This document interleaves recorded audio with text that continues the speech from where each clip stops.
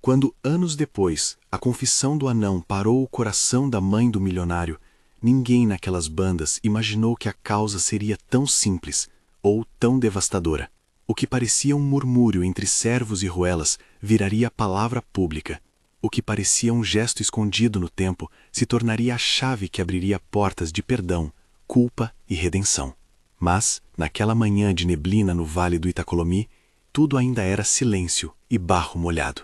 O vale despertava com um fôlego lento. O café recém-coado exalava amargor nas cozinhas de taipa. O vento trazia cheiro de terra remexida e das folhas de café, e a serra, atrás das matas, conservava a cor azulada das horas frias. As casas se alinhavam em pouca quantidade. Os caminhos eram de roda de carroça, e o rio cortava a planície com um rumor constante, aquilo que os mais velhos chamavam de o suspiro do vale. Era ali, em meia hora de caminhada de distância da sede da grande fazenda Montalvor, que Helena Tavares vivia e trabalhava, com mãos calejadas e olhos feitos para acolher. Helena não era dona nem herdeira. Era simples, nascida em Jeriba de cura e de serviço, com um riso que se espalhava de modo humilde. Tinha 20 e poucos anos quando tudo começou. Cabelos presos em trança, pele tocada pelo sol, mãos tão rápidas para costurar quanto para embalar um bebê recém-nascido. O que definia a Helena não era a falta de ambição nem a riqueza de sonhos, era a disposição de cuidar. Aquela qualidade, dita assim, parecia coisa pequena, mas em tempos de aflição e abandono, tornava-se algo como milagres de mesa de campo. O ataque aconteceu numa madrugada sem lua. Um bando que vinha de fora, homens perdidos de destino incerto, interceptou uma pequena escolta que vinha da cidade para a fazenda. Nas palavras dos que contaram depois, houve pânico, gritos, cavalos arquejando, o metal batendo. Um soldado que voltava da estrada, com a camisa rasgada e as mãos sujas, segurou um pequeno embrulho no peito até o último fôlego. Foram passos longos e errados até a casa de Helena, que dormia uma sesta depois de um dia de lida. Ela abriu a porta e encontrou o homem aos olhos acostumados à guerra. Ele pediu apenas que o bebê fosse cuidado. Deixou o choroso ser nas mãos dela e partiu entre um último suspiro, sem contar nome ou origem. Ela tinha medo e compaixão em igual medida. Sentiu o desespero de quem recebia um objeto que não sabia como conservar e a ternura, quase instintiva, de quem o pegava para si. Embalou o bebê no tecido de um lençol e, com mãos trêmulas, limpou-lhe a boca com água morna, como fazia quando uma vaca paria ou quando a vizinha dava à luz no casebre ao lado. Não houve tempo para pensar se era certo ou não. O que existia era a necessidade imediata, e Helena atendeu à necessidade como quem segredava uma promessa. A notícia correu, não de imediato, porque o soldado havia ido sem voz, mas como semente ao vento. Dona Margarida, que há muito tempo servia de ama e confidente das curas, apareceu com 2 ovos e um pote de mel. A vizinhança trouxe cobertores e um itinerário de conselhos. No terceiro dia, um criado vindo da sede da fazenda apareceu. Rosto fechado, chapéu pesado, trazia nas mãos um bilhete com o selo de Montalvor. Era o primeiro indício de que aquele bebê não era de gente comum do lugar. Quando a primeira carruagem deslizou pela estrada de pó batido e parou em frente à casa de Helena, o mundo pequeno que ela ocupava pareceu tremer debaixo dos pés. A carruagem trazia mantimentos, um homem de meias palavras e o peso de um título: Afonso de Montalvor, barão e senhor de muitas terras, olhar duro como couro de sela, o rosto marcado por uma tristeza que não se disfarçava com roupas caras. Seguia sempre com o ar de quem visitava uma coisa estranha, um objeto que se sabia necessário, mas que perturbava a ordem quando chegava à sua presença. Afonso observou o bebê com os olhos de quem busca a confirmação de algo que já deveria ter sido definido. Falou pouco e com um tom que parecia desculpa. Trouxe alimentos, dinheiro para Helena, nada de excesso, apenas o que era preciso para assegurar que a criança não faltasse de nada. Havia no seu jeito uma tentativa de pagar o mundo por uma perda que a moeda não iria apagar, e havia uma distância suficientemente grande para que Helena a sentisse como burel entre ambos. Helena, por sua vez, aceitou os mantimentos e recusou o pagamento com a mesma naturalidade que tinha para tudo. Não fazia da caridade negócio, nem do amor moeda, mas aceitou a presença do barão com a verticalidade que lhe era peculiar, sem bajulação, sem medo, apenas com a segurança de quem sabe as coisas que lhe pertencem ser protegidas pela coragem do trabalho. A criança, que chorava e rumorejava, enroscou o dedinho em seu dedo como se daquele toque fossem depender a vida inteira. Não tardou para que os boatos e as perguntas surgissem. As vizinhas cochichavam à porta, os rapazes da feira lançavam conjecturas. Alguns diziam que o barão era pai do bebê, e em verdade era. Outros, de alma mais maldosa, insinuavam origens mais obscuras. Ninguém, porém, soube dizer por que um soldado fora encontrado sozinho naquele trecho de estrada, nem por que a mãe da criança não aparecera. O mistério alimentava a curiosidade do povo e a prudência do barão. A rotina de Helena, entretanto, não encontrou tempo para o boato. Ela amamentou, aqueceu, embalou e cantou. O bebê virou Tomás entre beijos e nomes que iam e vinham. Nos verões seguintes, com o sol pesado sobre as plantações, Tomás tornou-se o eixo do lar de Helena. Suas primeiras risadas eram como música para os ouvidos de quem passava fome de alegria. Seu crescimento marcou as estações, e quando a primeira dentição o fez ranger, Helena comemorou como se tivesse vencido uma batalha. Foi por causa do bebê que Helena conheceu a dimensão do afeto a qual nunca tivera acesso. Ela viu nos pequenos gestos, um cobertor extra, mão que acariciava o cabelo, um prato de sopa inesperado, os sinais de um tecido humano que se formava ao redor do menino. O cuidado cotidiano, o fio invisível da atenção aos detalhes, fazia dela uma mulher respeitada nas vizinhanças. E Tomás crescia sob isso, com o farelo de pão de Helena entre os dedos e o cheiro da casa de terra impregnado nas roupas. Pouco depois, as visitas do barão tornaram-se regulares. Não entrava todas as semanas, porém ao retornar vinha com mais proximidade. Trazia livros, perguntava pelos freios do cavalo, olhava como quem aprendia. Não se sentava na cozinha como os homens simples. Permanecia num degrau entre a porta e o interior, observando. As palavras vinham medidas, cada sílaba medida contra o peso do próprio arrependimento. E nas conversas que se prolongavam à beira do fogão, surgiam reticências que eram sempre mais eloquentes do que confissões. Helena notou. Notou quando Afonso olhava o menino com olhos que não mais denunciavam mero interesse, mas um desdobramento de sentimento que o assustava. Percebeu também que ele trazia sempre consigo um lenço com o cheiro de lavanda, o mesmo perfume que ela, em dias de seca, achava ao se aproximar da roupa de cama da fazenda. O lenço mais tarde seria para ela uma espécie de prova silenciosa. Era um fragmento do passado que Afonso não conseguia enterrar. Do lado do barão, o luto possuía formas próprias. Seus dias eram governados por horários rígidos que lhe davam a ilusão de controle. Suas noites por um silêncio que apertava como guilhotina.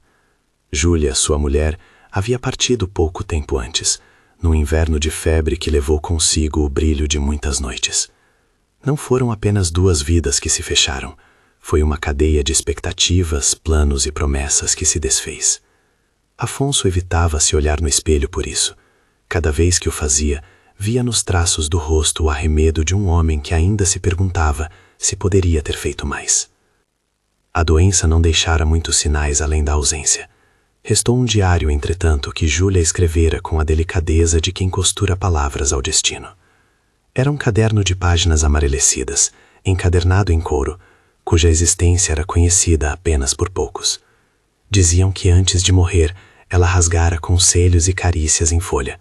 Ali contava ao marido e ao mundo o que desejara que acontecesse caso ela se ausentasse. Nada entre aqueles papéis sugeria rancor. Havia princípios de amor, instruções singelas, até pedidos que mais pareciam votos de cuidado. Por meses, o diário permaneceu escondido. Havia quem soubesse de sua guarda-cena no cofre da casa grande. Havia quem pensasse que tudo o que era preciso estava nos gestos da família. Mas havia também uma zona de silêncio que Afonso não ousou atravessar. Guardar uma lembrança seria um modo de manter alguém vivo. Abrir o diário, contudo, era aceitar que parte da história poderia indicar o caminho que ele sentia não merecer. A culpa, então, tornara-se outro ocupante da casa.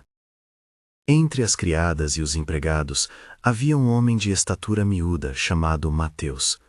Não se chamava o anão aos olhos daqueles que o conheciam. Chamava-se Mateus, e seu nome era dito com carinho e respeito nas cozinhas da fazenda. Era serralheiro nas horas que satisfazia os patrões e jardineiro quando o lugar pedia cuidado às roseiras. Sua voz era baixa, mas firme, sua presença constante. Há muito contestar a ideia de que os pequenos gestos não importassem. Quem rega quando a planta murcha, quem encontra uma chave perdida, quem vê uma carta que alguém deixou cair, todas essas pequenas tarefas eram para Mateus os grandes atos do mundo. Mateus conhecia os recantos da casa grande como poucos. Sabia onde o barão deixava o lenço, sabia também da arca, onde, talvez por esquecimento ou por medo, repousavam documentos antigos. Era discreto, de uma lealdade que não se definia por fronteiras de classe. Sua afeição por Júlia era real e silenciosa, pois fora ela quem, certa vez, lhe dera uma tigela quente e um olhar que o fazia sentir-se parte da família. Por isso, quando a casa grande ficou mais fria e quando o barão se fechou em si mesmo, Mateus permaneceu por perto. Não era servo novo nem amigo íntimo, era a sombra que reconhece as formas da tristeza alheia. O primeiro encontro entre Helena e Mateus foi breve e cortês, como convém entre quem tem mundos tão distantes. Ele apareceu na cozinha com uma vasilha consertada, reparo que havia feito às pressas, e deixou-a sobre a mesa. Era um homem de olhar atento, não de palavras fáceis. Helena agradeceu com a mesma simplicidade que vinha de sua vida. Mateus sorriu e retirou-se. Nas semanas seguintes, porém, e por haver menos distância entre a sede e a casa do povo, passaram a trocar mais do que cortesia. Falaram de chuva, dos pássaros que se aninhavam nos beirais, das ordens que os patrões davam. E pouco a pouco, a figura pequena do trabalhador se misturou ao tecido da vida de Helena, como um ponto bem feito numa roupa. O barão, por seu lado, observava tudo isso com a rigidez de quem não sabe lidar com sentimentos extraoficiais. Via a Helena como um ser de luz que cuidava do filho que ele, em sua dor, não conseguira tocar. Via Mateus como um servidor leal. Não era de permitir muito furor na casa, tampouco de aceitar mudanças que lhe parecessem demasiado rápidas. Ainda assim, havia em seus olhos às vezes um brilho que lembrava gratidão. Gratidão, sim, e um desejo contido de retribuir. A vida correu então por rotinas que pareciam segurar o mundo. Havia chuvadas que destruíam parte da plantação, crisântemos que murchavam e festas na igreja que se repetiam com as estações. Tomás aprendeu a correr antes que falasse o nome da própria sombra. Aprendeu também a ouvir as histórias que Helena contava numa voz baixa, repleta de vocábulos vindos do povo. Em suas noites, Helena punha o menino ao colo e lia como se escrevesse a memória dele com dedos de afeto. Afonso aparecia ora mais pertinho, ora distante, e tudo o que dizia ficava guardado como se fossem pedras preciosas. Entre as vizinhas, contudo, a união entre patroa e criada despertava opiniões diversas. Alguns viam com desconfiança a proximidade entre uma mulher do povo e um barão. Outros, mais sensíveis, reconheciam a verdade. O que vinha do cuidado não conhecia divisões de chão nem de título. Helena, que sentia o peso destas línguas, caminhava entre as críticas com uma serenidade que ofendia os que esperavam o espetáculo. Sabia que amar era risco e que a paixão que brotava como erva entre a rocha não precisava provar valor a ninguém. Mas não podia negar que, cada vez que Afonso chegava, algo em seu peito se aquecia como brasa soturna. Os sinais de que uma conexão mais profunda se formava entre ambos eram sutis. Um traje dobrado com cuidado, um gesto que não precisava ser explicado. O barão, pouco a pouco, deixou de falar apenas de negócios. Falava de administração da fazenda como quem divide afeto. A troca de palavras chegou a momentos de riso, e, quando foi preciso, a presença dele na cozinha, taciturna, era suficiente para afastar a sensação de desamparo que ocasionalmente assaltava Helena. Foi assim, com paciência e longos silêncios, que a família improvisada foi se estabelecendo. Havia dores que permaneceram. O barão não se livrou do remorso pela perda de Júlia. Helena carregou o peso de não ser nascida em berço nobre e Mateus sabia mais do que parecia saber. Mas também havia milagres íntimos. O crocante do pão feito em forno de barro, a primeira palavra de Tomás dita como se fosse promessa: mãe. E era nisso que todos se ancoravam. Uma tarde, depois de uma chuva que deixou o campo em sombras de água, Afonso trouxe um objeto que fazia Helena olhar de um modo diferente. Era um pequeno anel com uma pedra verde que reluzia pouco na luz difusa, e junto dele vinha um bilhete com a letra da falecida. Ele não falou da carta ali, deixou-a com cuidado perverso na mesa e foi-se. Helena viu o selo aberto e sentiu em suas mãos o calor de uma história que prometia vir à tona. O bilhete trazia palavras que, em sua simplicidade, eram mais claras do que discursos. Júlia havia escrito instruções, havia pedido cuidado para Tomás e havia, nos interstícios, algo que poderia funcionar como autorização. As voltas do destino, porém, sabiam também tirar o ar. Ao recolher o bilhete, Helena percebeu outra presença no ambiente.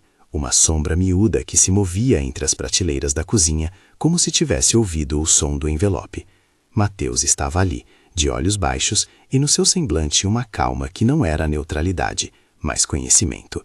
Havia naquele gesto pequeno do criado a promessa de que havia coisas guardadas e histórias que aguardavam sua hora. Por essa época, a vida corria com seus rituais.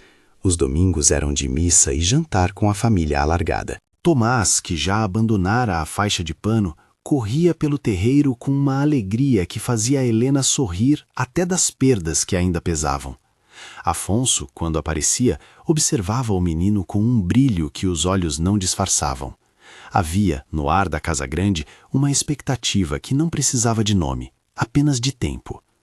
E foi assim, entre gestos simples e palavras guardadas, que o fio da história se esticava para um ponto de possível ruptura. Não havia ainda a confissão que pararia corações. Não havia ainda o momento em que Mateus dividiria um segredo antigo. Mas os sinais estavam plantados. O bilhete sobre a mesa, o lenço perfumado do barão, a presença constante do homem de pequena estatura que vira muitas coisas e guardara outras tantas.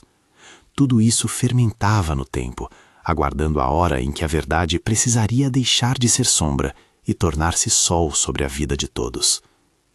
Se esta história toca o seu coração como tocou o dos que a viveram, convido você a se inscrever e a compartilhar este relato com alguém que aprecie histórias de amor, dor e redenção. Há mais para descobrir, e o que se guarda no peito, cedo ou tarde, encontra voz. As estações passaram. O menino que antes segurava o peito de Helena como se fosse sua única casa, cresceu entre a simplicidade e a grande casa dos patrões.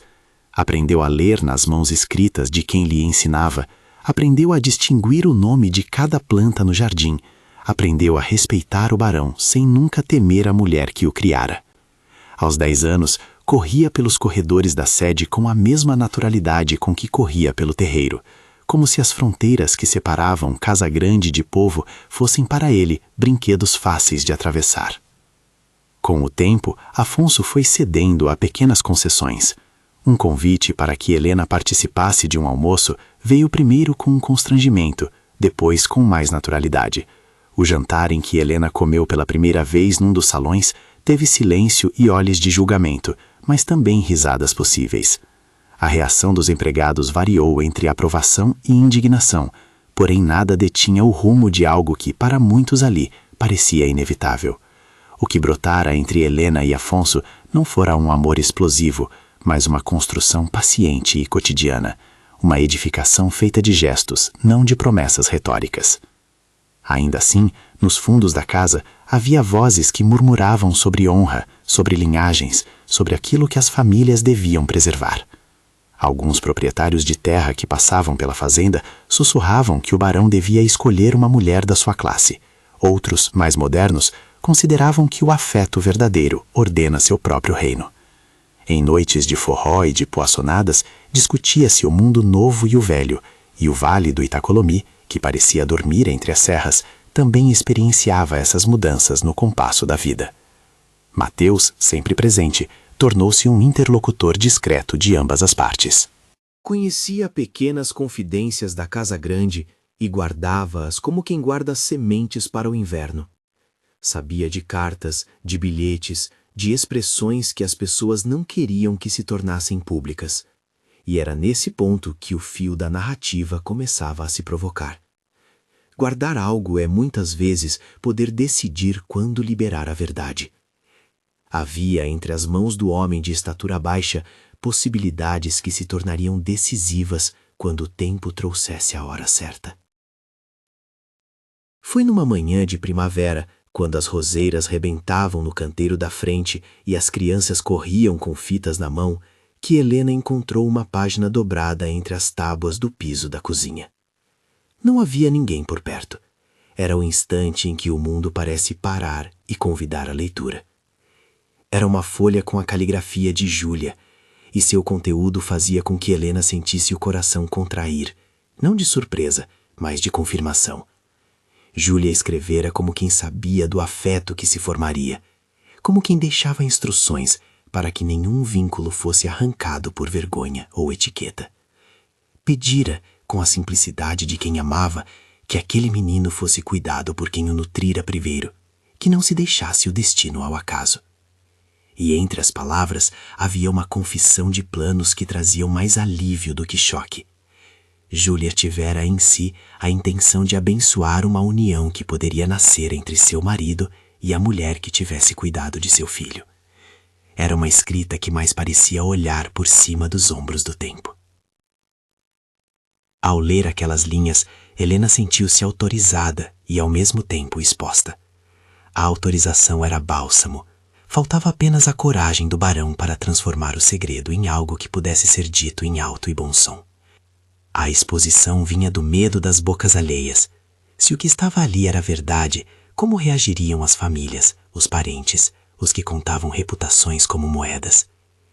Helena fechou os olhos e guardou o papel junto ao peito, como quem segura um presente que pode curar e ferir. Afonso, quando soube que Helena lera parte do que Júlia escrevera, não revidou com imediatas palavras de carinho. Em vez disso, deixou-se tomar por uma hesitação mais profunda. Era como se a palavra merecer o acompanhasse a cada passo. Merecia ele o afeto de Helena? Merecia, sobretudo, arriscar a memória de sua esposa por um sentimento que nascia lento e terno? Entre suas mãos trêmulas, o diário de Júlia era uma balança. Aceitando o que lá estava, aliviaria o peso do arrependimento. Recusando-o, teria que conviver com a culpa de não reconhecer o plano que a própria esposa fizera. E foi nesse ponto que a história se instalou num compasso novo. O passado, representado pelo diário, começava a demandar presente. As pequenas cartas e os segredos guardados por alguém como Mateus pairavam sobre a cabeça de todos como nuvens que a qualquer instante ruiriam chuva. Ainda não havia confissão que parasse corações. Havia apenas o anúncio de que a verdade precisava sair do seu casulo. Helena caminhava entre esse desconhecido com a coragem de quem já enfrentou noites sem pão. Não sabia, naquele momento, que a palavra de um homem pequeno e leal poderia ser a chave para abrir um armário que muitos acreditavam fechado. Não sabia que Mateus, com as mãos calejadas e o olhar que acompanhara o declínio de Júlia, carregava memórias capazes de transformar o que todos julgavam presumido. Então, a vida continuou, com seus risos, com seus cuidados, com o coração que batia e recebia, sem pressas, sem promessas turvas. E assim, enquanto as crianças corriam e as roseiras abriam-se, as peças iam tomando posição. Quem guardava cartas, quem as escrevia, quem as lia, todos aguardavam, sem saber, a hora em que uma única palavra ditada por alguém que se julgava invisível provocaria um efeito de ondas, capaz de atravessar os vales e chegar até o centro da vida daquela família improvisada. O tempo, por ora, segurava seu fôlego, mas não por muito. O tempo, por ora, segurava seu fôlego, mas não por muito. As estações continuaram a mover-se como se não soubessem do segredo que os homens empurravam debaixo das saias da história. Havia manhãs sem nuvens em que o sol parecia lavar a tristeza dos muros da casa grande, e havia tardes em que a chuva insistia em lembrar que nem tudo se cura com pão quente. A vida, todavia, reclamava seu curso, e ao reclamar, forçava decisões. Afonso tornara-se mais frequente nas visitas. Não por capricho, havia uma raiz mais profunda. Via-se atraído não só pelo riso de Tomás, que lhe devolvia a luz, mas também pela firmeza serena de Helena, por aquilo nela que não pedira nada, mas que dera tudo. Ainda assim, as palavras de pedido não vinham. O barão buscava entre arquivos e carros de alfaias motivos para permanecer distante. Era como se aceitar o afeto significasse incisar por cima de uma ferida que durante meses ele permitira sarar sobre uma crosta de obrigações e arrependimentos. Helena, por sua vez, cultivava uma ausência de pressa que atriz nenhuma poderia representar. Sabia que o afeto que nutria por Tomás estava livre de título, mas também percebia que ali havia um campo minado. Honra, posses, poeira de linhagem. Quando a suspeita de que poderia vir a algo mais a tocava, tremia por dentro e não mencionava. Sua força naquele tempo vinha do trabalho no terreiro, do cuidado com as galinhas e da arte de costurar remendos que o mundo insistia em rasgar. Aos poucos, entretanto, permitiu-se aceitar gestos pequenos do barão. Uma manta entregue com calma, uma mão pousada no ombro quando a noite apertava. No fundo da casa grande e nas vielas do povoado, as vozes não cessavam. Alguns barões vizinhos comentavam a novidade com o gosto estranho de quem mastiga assunto alheio. As mulheres da igreja, fiéis guardiãs de reputações, sussurravam entre pinos e rosários. Havia quem observasse com olhos severos, e quem, mais humano, apenas sorrisse por reconhecer que amor não escolhe estradas feitas de pedra. A ordem social insistia, porém, em erguer rótulos, e quando uma história começa a exigir mudança, as pessoas de bem se sentam à janela para assistir à dor alheia. Em meio a isso, Mateus seguia sendo peça discreta, mas essencial, do mecanismo da casa. A sua presença não fazia barulho como as máquinas que os homens inventavam. Era uma presença de passos curtos e de atenção apurada. Fazia reparos que pareciam magia simples, restituía fechaduras, afinava uma tranca, achava um alfinete perdido. Sabia ouvir as palavras que caíam ao chão, guardava-as no avental e, à noite, revirava as memórias como quem ajeita um cobertor para que não reste um canto frio. No ano em que Tomás entrou na puberdade, os boatos ganharam outro tom. A terra produzia bem e os cafezais enchiam os celeiros. Havia dinheiro para comprar consolos, prata para talheres e certa tranquilidade que convidava a planejar.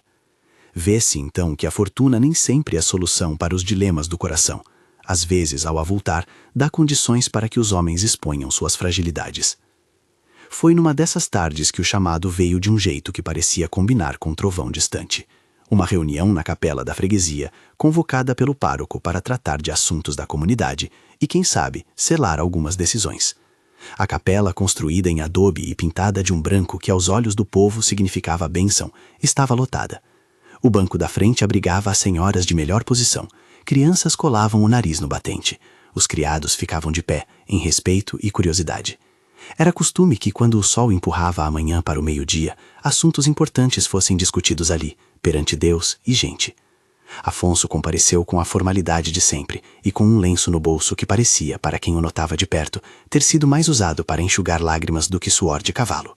Helena esteve lá, não na primeira fila, mas suficientemente próxima para escutar o rumor do salão. Mateus ficou em pé, atrás de um pilar, e na sua expressão havia um peso acumulado que não pertencera à rotina de concertos. À mesa dos anciãos, o senhor presidente da junta abriu a fala, tratou de impostos, de estradas e, por fim, tocou num ponto que fez o murmúrio aumentar. Um pedido formal fora encaminhado à fazenda para que se instalasse, nas terras de Montalvor, uma escola para os filhos de trabalhadores.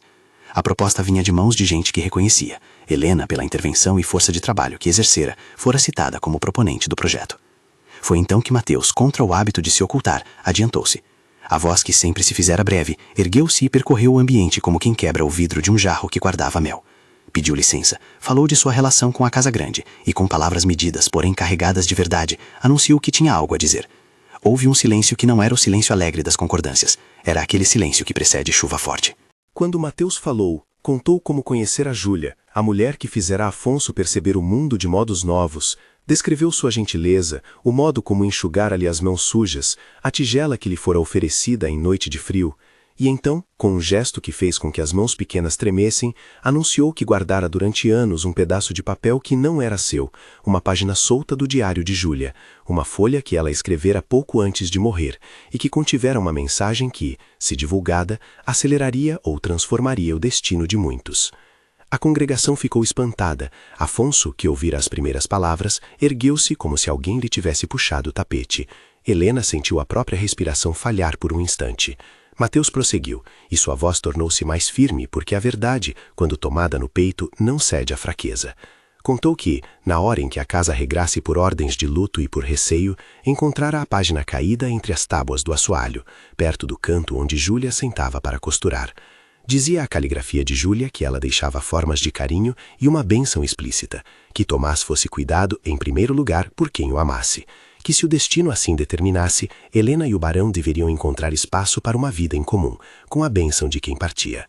Mateus acrescentou, e foi aqui que a voz se quebrou como vidro velho, que ele, por medo do escândalo e por desejar proteger a dignidade de todos, retirara uma frase final que ela escrevera com uma tinta mais forte: que quem guardar meu menino, saiba que eu perdoo e abençoo o que vier. As palavras de Mateus corroeram as bordas do ar. Helena deixou transparecer uma emoção que não fora apenas surpresa. Era como se uma lâmina afiada houvesse tocado um lugar que até então não sabia existir. Por um instante seus joelhos fraquejaram e os dedos se fecharam contra o tecido do vestido. O silêncio que se seguiu teve peso depressa. As palavras que haviam sido retidas por cérebro humano trouxeram à tona uma pergunta inevitável. Por que Mateus tivera guardado a página por tanto tempo? Que havia motivado sua ação? Seria proteção ou manipulação? Mateus não desviou o olhar. Disse com a simplicidade que o caracterizava que tomara a decisão movida por amor e medo. Amava Júlia como quem ama quem lhe ofereceu calor no inverno, e ao mesmo tempo temia que a divulgação de uma frase tão direta pudesse tornar Helena objeto de fofocas, fazer de seu amor algo vendido ao barão pelo peso de uma palavra escrita. Preferiu, por isso, deixar a frase fora do alcance de olhos maldosos, acreditando que o tempo faria a sua própria justiça.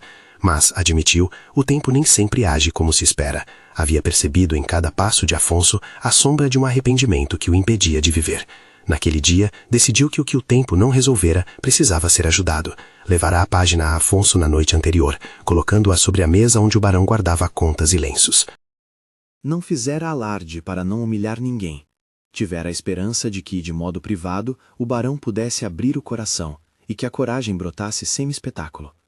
Admitiu, porém, que estava cansado de ver as pessoas pagarem com anos por decisões que se podiam endireitar com palavras simples.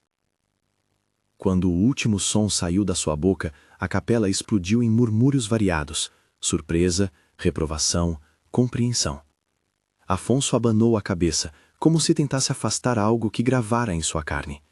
Olhou para a mesa onde o diário agora era lembrado e então, num movimento que muitos consideraram tardio, pegou da carteira um pequeno embrulho. Era a página de que Mateus falara, dobrada, com a letra familiar de Júlia tingida pelo tempo. Afonso permaneceu um segundo, imóvel, como se pesasse na mão aquilo que o mundo lhe pedia: coragem. Depois, ergueu a voz e falou alto, para que todos ouvissem.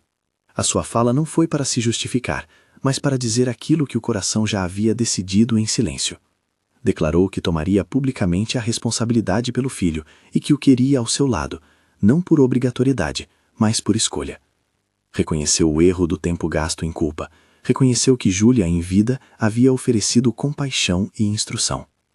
Pediu perdão à memória dela por não ter escutado antes, e pediu, com voz simples e direta, a mão de Helena para formar uma família oficialmente, na capela e perante todos. Foi a vez de Helena. As palavras dela, quando saíram, tiveram o gosto do trabalho e do sacrifício. Não proferiu juras de paixão arrebatadora. Disse com a firmeza de quem não precisa provar nada a ninguém que seu amor por Tomás era inquestionável, que, se Afonso escolhia unir seus dias aos dela, teria dela lealdade e força. Alguns ali sentiram que era quase um pedido de casamento ao contrário, não ela pedindo, mas aceitando com coragem. E foi assim, entre o suspiro das cortinas e o rumor das janelas, que se deu o anúncio. O barão pediria à mulher que o ajudara no luto para ao tempo certo ser sua esposa. Nem toda a gente aceitou com facilidade. Houve sussurros de desaprovação. Houve um primo distante que insultou a decisão. Mas houve também aplausos contidos e olhos úmidos que entenderam o gesto como segunda chance. E no centro de tudo, Mateus sentiu pela primeira vez o efeito do seu sigilo desdobrado. Não fora a sua coragem que mudara os rumos, mas sim a coragem do barão em aceitar-se falho e humano. Com humildade, Mateus recuou para a sombra do pilar, sem buscar louvores. Fazia apenas o que sempre fizera. Cuidava do que lhe fora confiado, mesmo que o custo fosse o próprio coração. Nas semanas que sucederam, houve preparativos simples e calorosos. Não foi uma cerimônia de ostentação. O casamento marcou-se por simplicidade. A capela do povo, um vestido remendado com flores e fitas pelos vizinhos, uma ceia com amigos e trabalhadores. Afonso quis que fosse assim, porque acreditava que a coisa mais justa que poderia oferecer era fazer com que todos participassem de uma alegria que antes fora de poucos. Helena compareceu com uma coragem que não se disfarçava. Tomás, com seus olhos claros, permaneceu entre as pernas de quem o criara, sorrindo como se soubesse que, de algum modo, o mundo agora lhe prodigalizava mais abrigo. O matrimônio não foi a consumação de um romance exagerado. Foi antes a confirmação de uma família construída dia a dia. As noites que se seguiram foram de trabalho partilhado, Afonso delegando menos, aprendendo a ouvir, Helena ensinando-lhe a ler as contas de uma casa com a mesma destreza com que contava segredos às panelas. A casa grande voltou a ter risos que não eram de cerimônia, mas de verdade. E por entre esses risos, Mateus continuou sendo o coração silencioso que costurava pequenas e grandes ordens. Os anos passaram como fitas em movimento. Tomás cresceu forte e curioso. Aprendeu a lidar com a terra, a observar as sazonalidades e a ouvir os conselhos de seu pai. Quando menina mais nova veio ao mundo, Júlia, nome escolhido em memória da mulher que houvera sido, a família teve os olhos banhados por júbilo. Depois vieram Gabriel, Beatriz e Cecília, e a casa encheu-se de passos miúdos e de vozes que reinventavam o lar. Cada nascimento parecia confirmar que o amor aceitara a sua forma mais pura, a escolha repetida todos os dias. Helena e Afonso, com o tempo, não apenas governaram a fazenda, decidiram que a fortuna deveria servir para mais do que mesas bem postas. Lembravam-se das palavras que Júlia escrevera e sentiram que a bênção que ela deixara poderia ser traduzida em prática. Montaram uma escola rudimentar com mestres dispostos a ensinar leitura e contas às crianças dos trabalhadores. Com o dinheiro que os cafezais rendiam, criaram um pequeno posto de saúde, contrataram um curandeiro mais instruído e mandaram construir um casebre onde a parteira e o médico de vila pudessem atender aos que antes caminhavam quilômetros para buscar auxílio. A mudança social não foi imediata nem uniforme. Houve resistência, vizinhos invejosos, proprietários que receavam a perda de mão de obra qualificada. Mas também houve gratidão incondicional. Mães que viram seus filhos aprenderem a ler, homens que puderam tratar feridas sem andar dias. A generosidade de Helena tornou-se virtualmente uma reputação no vale. Não a generosidade feita para aparecer, mas a de quem resolve problemas com o sustento que tinha. E, à medida que o tempo passava, a fazenda Montalvor deixou de ser apenas símbolo de riqueza, passou a ser lugar onde a educação e a saúde encontravam contornos palpáveis. Mateus, por sua parte, seguia acompanhando, como se cada remendo que fazia fosse também um remendo na própria alma. Agradeceram-lhe em público uma vez numa pequena festa que os trabalhadores organizaram. Ele ficou embaraçado diante do afeto e recusou um lugar de honra. Preferia o anonimato que lhe permitia agir sem alarde. Por baixo do avental, porém, havia algo diferente, uma coleção de cartas e bilhetes que agora pertenciam ao arquivo familiar, arrumadas com cuidados porque sabiam que aquilo que se escreve é apenas começo de memória. Mateus guardava com zelo o lugar onde a página de Júlia repousara, não por poder, mas por respeito. Sabia, melhor do que qualquer outro, que eram as pequenas guardas que mantinham o tecido humano em dia. Tomás cresceu e deixou-se guiar pelo desejo de conhecimento. Enviado à cidade por um tempo, retornou com noções de comércio e com vontade de melhorar os métodos de plantio. Não era um homem rubro de ambições vazias. Buscava, com parcimônia, adaptar as técnicas que aprendera para beneficiar a comunidade. Investiu em moendas, contratou engenheiros rurais, diversificou plantações e, num compasso que anos depois faria os jornais da capital sussurrarem de respeito, passou a negociar cafés para além das fronteiras do vale. O sucesso não veio da noite para o dia, mas com o trabalho de muitos e o saber bem empregado. E, passo a passo, aquilo que fora uma fazenda próspera transformou-se em um império moderado de produção. Tomás, homem que começara com o cheiro de pão e colo de Helena, tornara-se um dos mais respeitados produtores da região. Um milionário, no sentido que as pessoas do comércio local usavam para falar de alguém que possuía vasta fortuna e influência. Quando a palavra milionário começou a circular, ela já não dizia respeito apenas ao dinheiro, mas à capacidade de transformar riqueza em bem comum. Tomás não abandonou as origens. Financiou um novo prédio para a escola, com mesas e livros, tratando de que a educação chegasse mais longe. Criou bolsas para jovens promissores e destinou fundos para o hospital. A relação com a mãe que o criara foi sempre de gratidão. Ela era figura pública e privada, o vértice de onde saíam as primeiras narrativas que explicavam quem ele era. Em festas e discursos, Tomás nunca deixava de lembrar que o que tinha era fruto de um labor coletivo, de uma mãe por escolha e de um pai por reconhecimento tardio. Mateus viveu para ver as consequências do que ele mesmo, de modo tortuoso, ajudara a molhar. Por diversas noites repetiu para si mesmo que o seu papel havia sido o de um homem que se impôs como guardião de pequenos segredos. Reconhecia que errara em esconder a página final, mas também sabia que fizera por amor e receio. Em suas mãos calejadas, aquele papel tornara-se, com o passar dos anos, um símbolo de que as intenções boas podem ter consequências imprevistas.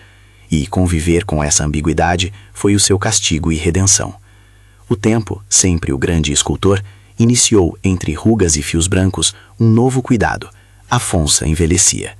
Não de modo abrupto, mas com a serenidade daqueles que conhecem a própria medida. Sempre houve em seus olhos a sombra do que perdera. Agora também havia, com força maior, a paz de quem tivera a coragem de escolher o que amava. Nas tardes de inverno, sentava-se ao lado de Helena, e os dois, sem muitas palavras, contavam o passado através do toque das mãos. Às vezes o barão esquecia nomes e datas. Nesses momentos, Helena lembrava por ele, corrigia com paciência, e quando assim era preciso, sorria com uma ternura que só desaprova quem não conhece essa intimidade. A velhice de Afonso não foi dramática. Em uma manhã clara, em que o ar cheirava a café e terra revolvida, o homem grande adormeceu com a cabeça apoiada no braço de Helena e descansou. Partiu de forma tranquila, sem dor que abraçasse, como quem se despede depois de cumprir deveres. A perda foi profunda, mas não foi tempestade sem porto. Havia uma família e um legado que ele mesmo ajudara a tecer. No leito de morte, segurara a mão da mulher que o havia acompanhado nas revoltas íntimas e murmurara quase inaudível um pedido de perdão que não precisava de resposta. Helena, de olhos marejados, respondeu com o calor do seu cuidado: "Fizeste o que pudeste, e isso é o bastante." Essas palavras, dizia-se depois, atravessaram o quarto como luz. Afonso foi enterrado no cemitério da igreja, numa cerimônia em que a presença de gente simples rivalizou com a de parentes ricos. Mateus ficou ao lado da campa, com a cabeça baixa, não por culpa, pois a culpa já fizera seu caminho, mas por respeito. Tomás e os outros filhos caminharam atrás do esquife, e o povo cantou hinos de despedida. Foi o fim de um ciclo, e o começo de outro, pois num funeral, muitas histórias se recolhem para poderem germinar. Os anos seguintes foram da administração prática. Helena herdou a responsabilidade de manter os projetos sociais que nasceram com o convívio dos dois. Não havia pressa em trocar de papel. Continuou a ser a mulher que se levantava cedo para olhar o pão, que percorre as filas de crianças na escola e que conversava com o curandeiro sobre remédios simples. A sua autoridade não precisava de brasões. Era legitimada pela prática, pelo exemplo e por uma ternura que acelerava curas. Quando a velhice bateu finalmente à porta de Helena, foi de modo doce e claro. Já não fazia mais grandes planos. Cuidava do jardim e assistia, com olhos plenos, os netos brincarem. O diário de Júlia estava agora guardado num cofre em um móvel da sala, e sua leitura havia se tornado ritual. Certas noites a família reunida queria ouvir aquelas letras que, como fósforos, continuavam acendendo coragem. Tomás, em dias solenes, sentava-se diante da estante e lia em voz alta algumas passagens que explicavam não só as razões daquela união, mas também a maneira como a família deveria conduzir o coração das gerações seguintes. Houve um momento festivo, alguns anos antes da morte de Helena, em que Mateus foi reconhecido de modo público. Numa celebração da escola recém-construída, em que as crianças declamaram poemas e os pais trouxeram quitutes, Tomás subiu ao pequeno patamar e, diante de todos, agradeceu ao homem que cuidara de tantas pequenas coisas. Aclamações emergiram por conta da honra tardia, e Mateus, que sempre fugira de holofotes, sorriu de olhos úmidos. Nem todas as feridas fecham por aplauso, mas algumas se acalmam, e o reconhecimento, ainda que tardio, foi beijo no rosto do tempo. Helena sofreu perdas, naturalmente. Viu filhos irem, seus próprios cabelos se pratearem. Uma manhã, quando a casa estava calma e a luz desenhava mapas na mesa da sala, ela sentiu que o coração lhe pedia um repouso maior. Chamou a família ao redor, pediu que manchassem as mãos de lembrança, quem pôs retratos, quem pegou o diário, e num momento que parecia conjunto de coisas que sempre haviam sido, pediu que as palavras fossem ditas com franqueza. Pediu que se preservasse o diário de Júlia, não como coisa de poder, mas como testemunho de afeto e de escolha. Pediu também que o nome de Mateus jamais fosse esquecido como menos que humano. Queria que fosse lembrado como o homem que, entre medos e curas, ajudou a manter unidos os fios da história. Quando partiu, foi com a mesma serenidade com que vivera. Não houve alarde desmedido. Tomás leu em voz baixa alguns trechos do diário. As letras de Júlia, tensas de vida, falaram de perdão, cuidado e da força de pequenas decisões. No enterro, que reuniu pessoas de muitas classes, Mateus chorou discretamente, não por vítima, mas por testemunha. O povo, que agora o olhava com olhos diferentes, reconheceu que havia, entre as falhas humanas, sinais de retidão. Anos depois, já com cabelos salpicados pela idade, Tomás tomou para si não só os negócios, mas também a missão histórica deixada pelos pais. Em uma assembleia da cidade, quando a industrialização já sussurrava ao longe e novos caminhos surgiam nas ferrovias, contou a história da mulher que escolhera ser mãe e do homem que escolhera amar. Falou com voz firme da importância de que riqueza seja usada para ensinar e curar. Assinou termos em que parte de seus lucros destinaria-se à escola e ao hospital que cresciam na comunidade. Quando os repórteres da cidade mencionaram o título de milionário, ele riu e disse que a real fortuna era a confiança das pessoas. Suas palestras, ao longo do tempo, tornaram-se meios para que a memória daquele gesto simples, um soldado caído, uma camponesa que o acolheu, fosse lembrada como origem do que vira depois. Mateus viveu até ver alguns netos correrem pela casa grande. Morreu em paz, numa tarde de outono em que as folhas dançavam como se tivessem alma própria. A sua lápide no cemitério da igreja trazia apenas seu nome e as datas de nascimento e morte. A família preferiu que descansasse assim, sem títulos, mas como um reconhecimento que, para Mateus, bastara. A história que começara com um grito da estrada e um soldado sem forças transformou-se, ao cabo de décadas, numa narrativa que o Vale contou a si mesmo com orgulho. A narrativa de que o afeto pode salvar, de que a coragem de perdoar reconstrói vidas e de que as escolhas humildes se transmutam em grandes legados. Era costume das crianças, já nos bancos escolares que Tomás financiara, ouvir a lenda da mulher que não era de linhagem, Helena, e que escolhera ser mãe. Entre os pais, a palavra era dita com reverência, como se proclamar a sua história ajudasse a manter a generosidade viva.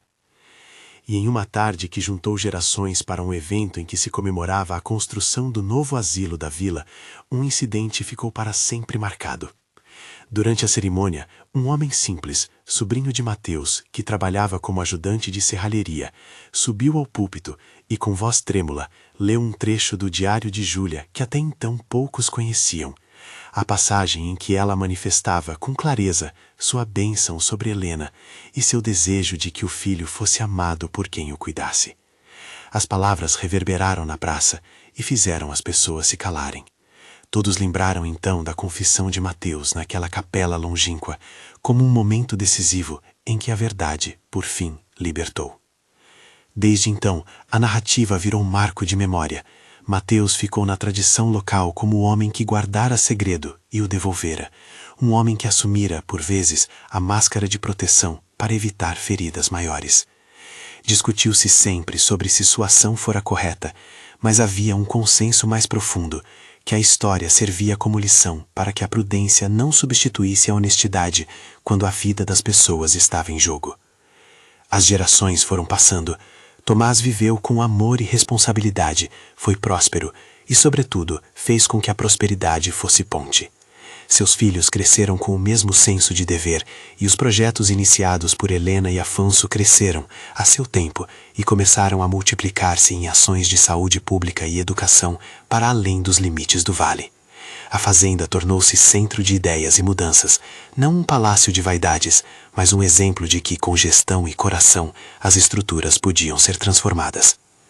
Quando, enfim, alguém quis escrever a história em papel, para que o couro antigo do diário não ficasse apenas em mãos idosas, Tomás autorizou a publicação de um pequeno livreto, que recolhia trechos do diário de Júlia, cartas de Helena e também as memórias de Mateus. O prefácio foi feito pelo próprio Tomás, que, com humildade, intitulou-o Escolhas. O livro circulou pela região e foi lido por gente que de outro modo jamais teria acesso àquelas confidências familiares. As leituras públicas tornaram-se tradição, nas escolas, nos aniversários da fundação do hospital, até nas festas de colheita, a história era lembrada com música e versos simples. No fim das contas, a confissão que, em sua simplicidade, parara o coração da mãe, não fora ato de destruição, mas momento de transição. A reação inicial de Helena, o soluço que soube a mistura de dor e alívio, o instante em que o mundo pareceu parar, deu lugar a uma força maior. Aquele sopro de silêncio que apareceu na capela tornou-se semente para uma coragem que transformou a vida de muitos. E Mateus, que não buscara a fama, viu sua ação ganhar contornos públicos, não por vaidade, mas porque o mundo precisava reconhecer que os pequenos guardiões às vezes seguram mais do que chaves, seguram destinos. Quando se assenta a poeira da narrativa, fica o rastro claro do que importa. Amor que não se deixa prender por convenções, escolhas que exigem responsabilidade e a lembrança de que um papel, escrito com dor e ternura, pode levar à reconciliação que faltava. O Vale do Itacolomi aprendeu a não julgar com pressa, e os moradores passaram a contar a história de geração em geração, algumas versões mais coloridas, outras mais contidas, mas todas voltadas ao mesmo sentido. A vida pode ser remendada, e o gesto humilde de cuidar faz de nós herdeiros de uma humanidade mais ampla. Se essa história tocou seu coração, compartilhe-a com alguém que aprecie contos de amor, perda e redenção. Curta e deixe nos comentários qual passagem mais o emocionou. Sua palavra ajuda a manter vivas essas memórias que ensinam a viver melhor.